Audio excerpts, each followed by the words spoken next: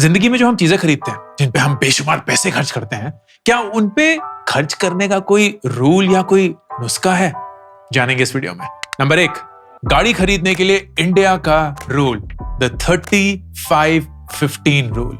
जो भी आप गाड़ी खरीदेंगे, उसका जो ऑन रोड प्राइस होगा, उसका कम से कम 30% आपके पास डाउन पेमेंट के रूप में होना चाहिए। आप गाड़ी का अगर लोन लेते हैं तो वो मैक्सिमम 5 साल का लेंगे, और जो फिर उससे ईएमआई बैठेगी वो आपकी मंथली सैलरी की 15% के अंदर अंदर होनी चाहिए। अगर आप ये तीनों कंडीशंस पूरी करते हैं तो अपनी मंथली सैलरी और अपने सेविंग से आप अपनी मनचाही गाड़ी अफोर्ड कर सकते हैं। नंबर 2, कोई भी फोन खरीदने का इंडिया का रूल, द 2-6-10 रूल। फोन का जो दाम है वो आपके मंथली इनकम का मैक्सिमम 2 गुना होगा। तो मतलब अगर आप 1 लाख का फोन खरीदना चाहते हैं तो आपकी मंथली इनकम 50,000 होनी चाहिए। 6 का मतलब अगर आप उस फोन को एक ईएमआई पे लेते हैं, जो कि एक जीरो कॉस्ट ईएमआई होनी चाहिए, आप इंटरेस्ट पे ईएमआई नहीं उठाएंगे, तो वो मैक्सिमम 6 महीने के लिए होगी।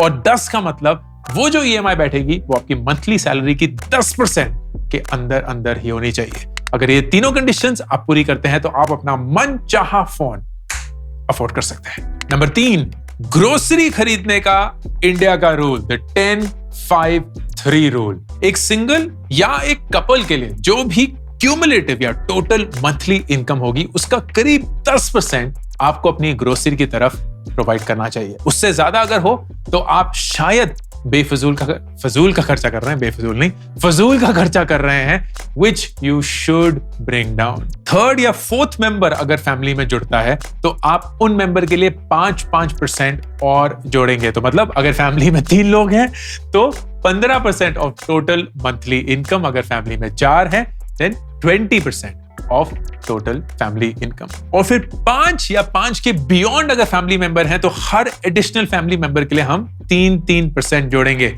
मतलब अगर फैमिली में 5 लोग हैं तो 20% तो 4 लोगों का जुड़ ही चुका है, 5वें इंसान का 3% जोड़ के हम 23% टोटल मंथली इनकम ग्रोसरी पे खर्च करेंगे।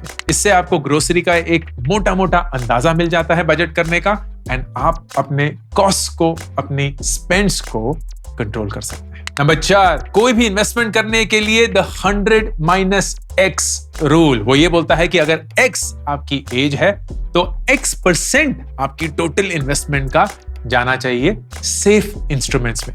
ये सेफ इंस्ट्रूमेंट्स क्या होते हैं? वो इंस्ट्रूमेंट्स या वो इन्वेस्टमेंट एसेट्स जहां आपको एक फिक्स रेट ऑफ रिटर्न मिलता है। वो एफडी हो सकती है, लेकिन होपफुली नहीं होगी आपके लिए। पीएफ हो सकता है, एम्प्लॉय प्रोविडेंट फंड या पब्लिक प्रोविडेंट फंड। एनपीएस हो सकता है, नेशनल पेंशन स्कीम। गोल्ड में भी कर सकते हैं अगर सॉवरेन गोल्ड बॉन्ड है।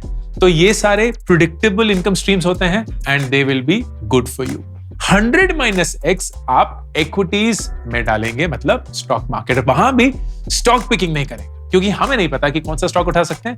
हम म्यूचुअल फंड्स में इन्वेस्ट करेंगे क्योंकि वो कोई और मैनेज कर रहा है, उसका एक पैसिव रेट ऑफ रिटर्न हमें अच्छे से मिलता रहेगा, और जितने लंबे टाइम तक हम इन्वेस्ट करेंगे उतना ही रेगुलर प्रेडिक्टेबल इनकम जनरेट होगा। नंबर 5, कोई भी एजुकेशन लोन लेने के लिए भारत का 5-15-10 रूल। जो भी एजुकेशन की सालाना फीस है उसका मैक्सिमम 5 गुना आप लोन लेंगे।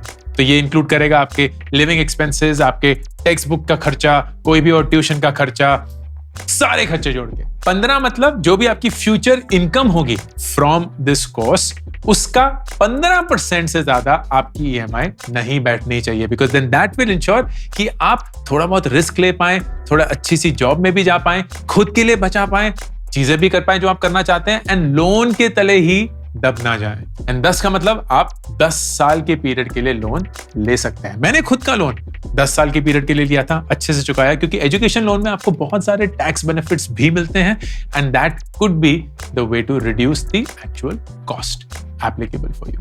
नंबर 6, इमरजेंसी फंड बनाने के लिए भारत का 3-6-9 रूल। अगर आप एक स्टेबल सैलरीड एम्प्लॉय हैं तो आपका इमरजेंसी फंड कम से कम 3 महीने का होना चाहिए। इमरजेंसी फंड क्या होता है? जो भी आपके महीने की जरूरतों का खर्चा है, जो आपको देना ही देना पड़ेगा चाहे आप चाहें या ना चाहें। रेंट हो गया, खाने का खर्चा हो गया, बिजली पानी का खर्चा हो गया, कोई भी ईएमआईज हो गई, वो तो आपको देने ही पड़ेंगे ना जिंदा रहने के लिए। ये सारे खर्चे जोड़ के आपका 1 महीने का इमरजेंसी फंड बनता है। अगर आप सेल्फ एम्प्लॉयड हैं या फ्रीलांसर हैं तो आपके पास कम से कम 6 महीने का इमरजेंसी फंड होना चाहिए। और अगर आप किसी हाई रिस्क जॉब में हैं या एक हाई एट्रिशन जॉब में है जहां लेऑफ्स बहुत होते रहते हैं या बहुत ज्यादा एट्रिशन या टर्नओवर है, तो आपके पास कम से कम 9 महीने का इमरजेंसी फंड होना ही चाहिए। नंबर 7, पर्सनल लोन लेने के लिए भारत का 5-15-25 रूल। पर्सनल इनकम दोस्तों एक बहुत ही डरावनी चीज है एंड मैं आशा करता हूं कि आप सिर्फ बहुत ज्यादा जरूरत के लिए ही पर्सनल लोन लें, ये नहीं कि अय्याशी के लिए, किसी चीज को खरीदने के लिए। तो ये रूल होपफुली आपकी मदद करेगा। पर्सनल लोन का जो इंटरेस्ट आप बैंक को दे रहे हैं या किसी से भी जिससे आपने लिया है उसको दे रहे हैं, वो मैक्सिमम 15% होना चाहिए। एंड जो भी आपकी टोटल इनकम है और जो टोटल आपने कर्ज लिया हुआ है, सब कुछ मिला के, होम लोन हो गया, कार लोन हो गया, पर्सनल लोन हो गया, क्रेडिट कार्ड का हो गया, वो total 25% of your total income से ज्यादा नहीं हो सकता। तो your debt to income ratio 25% maximum होनी चाहिए। अगर ये 3 कंडीशंस आप पूरी करते हैं तो आप उस समय के लिए, उस जरूरत के लिए पर्सनल लोन ले सकते हैं। नंबर 8, रिटायरमेंट प्लानिंग के लिए द 20-10-60 रूल फॉर इंडिया। हर साल अपनी जो एनुअल इनकम होगी उसका मिनिमम 20% आप अपनी रिटायरमेंट की तरफ सेव करेंगे एंड नेचुरली उसको इन्वेस्ट करेंगे। जो भी आपकी टोटल इनकम है साल की, उसका कम से कम 10 गुना आपका रिटायरमेंट कॉर्पस का टारगेट होना चाहिए। मतलब अगर आपकी सैलरी 10 लाख रुपए है तो आप 1 करोड़ से ज्यादा रिटायर करने चाहिए। उसी से आप अपनी रिटायरमेंट प्लानिंग को आगे ले जाएंगे एंड आपकी रिटायरमेंट एज का टारगेट या रिटायरमेंट प्लानिंग की जो एज है उसका टारगेट 60 साल होना चाहिए। तो आपको अज्यूम करना है कि 60 साल के बाद आप 0 इनकम पे चलेंगे। उसके बाद हो सकता है कि आप इनकम जनरेट करते रहें कुछ ना कुछ करके, लेकिन प्लानिंग के लिए कोई भी 60 इयर्स के बियॉन्ड इनकम हम कंसिडर नहीं करेंगे। हम सोचेंगे कि 60 साल में हमारी इनकम बंद, खर्चे बंद नहीं हुए हैं, तो जितनी देर भी हम जिंदा रहेंगे हमें उस रिटायरमेंट कॉर्पस से अपना जीवन, अपने एक्सपेंसेस निकालने हो। नंबर 9, डोमेस्टिक वेकेशन लेने के लिए 2-5-3 द रूल फॉर इंडिया। जो भी आप वेकेशन लेंगे, आपकी महीने की जो सैलरी है उसका मैक्सिमम दुगना या 2 टाइम्स उस वेकेशन का कॉस्ट होना चाहिए। अगर उससे ज्यादा है तो अभी आप वो वेकेशन अफोर्ड नहीं कर सकते। साल की जो आपकी टोटल इनकम होगी उसमें कम से कम 5% आप उस वेकेशन की तरफ सेव करेंगे और इन्वेस्ट करेंगे एंड साल में मैक्सिमम 3 ऐसी डोमेस्टिक वेकेशंस लेंगे। इससे छोटी वाली ले सकते हैं, लेकिन ये जो बड़ी वाली होंगी ना, जिसमें आप काफी अच्छे से खर्चा करेंगे, अच्छी जगहों पे रहेंगे, अच्छा खाना खाएंगे, उनके लिए 3 maximum allowances. Number 10, international vacations के लिए the rule for India 6-5-1 rule. जो भी आप वेकेशन लेंगे, आपकी मंथली इनकम की 6 गुना से ज्यादा वो नहीं होनी चाहिए। अगर है तो अभी आप वो इंटरनेशनल वेकेशन अफोर्ड नहीं कर सकते। साल की जितनी भी आपकी इनकम है उसमें से 5% आपको सेव करना है टुवर्ड्स दिस वेकेशन एंड साल में आप ऐसी 1 वेकेशन ले सकते हैं। 10 हो गई हैं। जाते जाते एक एक्स्ट्रा, क्योंकि एक बड़ा अच्छा रूल है। कोई भी 2 व्हीलर खरीदने के लिए, बाइक हो, स्कूटर हो, ईवी हो, द 23-10 रूल फॉर इंडिया।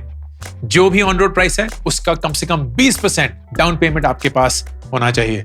3 साल का मैक्सिमम लोन लेंगे एंड जो भी लोन की ईएमआई बैठेगी वो आपकी मंथली इनकम के 10% के अंदर अंदर होगी। अगर ये तीनों कंडीशंस आप फुलफिल करते हैं तो आप अपना मनचाहा 2 व्हीलर खरीद सकते हैं। अभी जो सारे रूल्स हैं, ऐसा नहीं है कि लक्ष्मण की रेखा है, आप इनको हिला नहीं सकते, इनके साथ प्ले अराउंड नहीं कर सकते हैं। ऑफ कोर्स ये गाइडिंग रूल्स हैं ताकि आपको थोड़ा बहुत एक अप्रोच मिले कि अपने पैसे के बारे में कैसे सोचा जाए, कैसे उसको यूज किया जाए। ऐसी बहुत सारी चीजें पैसे को लेकर, बहुत सारी गलतियां जो मैंने पैसे के साथ करी हैं, बहुत सारी इन्वेस्टमेंट स्ट्रेटजीज जो आपकी एज, आपकी इनकम के अनुसार बदलती रहनी चाहिए, मैं अपनी बुक में लेके लाया हूं जिसका नाम है मेक एपिक मनी। आप इस बुक को Amazon पे, क्रॉसवर्ड पे या किसी भी और लीडिंग बुक स्टोर से खरीद सकते हैं and I hope you enjoy reading the book just as much I did writing it for you. ये बुक मैंने उस 20-year-old अंकुर के लिए लिखी है जिसे काश ये किताब किसी ने भेंट करी होती, ताकि मैं 40 साल तक वो सारी गलतियां नहीं करता जिनकी वजह से इतनी लेट मैंने जिंदगी में पैसे के बारे में सीखा। जो भी कुछ जाना है, जो भी कुछ सीखा है, वो आपको सिखाने की कोशिश करी है। Make epic money. Ankur Warikoo signing off. मेरी नई book make epic money is now available for pre order. ये एक ऐसी किताब है जिसमें मैंने पैसे के बारे में वो हर एक चीज सिखाने की कोशिश, बताने की कोशिश करी है, जो काश मुझे किसी ने बताई होती जब मैं अपनी 20s में था। एक बहुत ऑनेस्ट, बहुत सिंपल और बहुत जरूरी बुक। ऑर्डर करिए Amazon पर।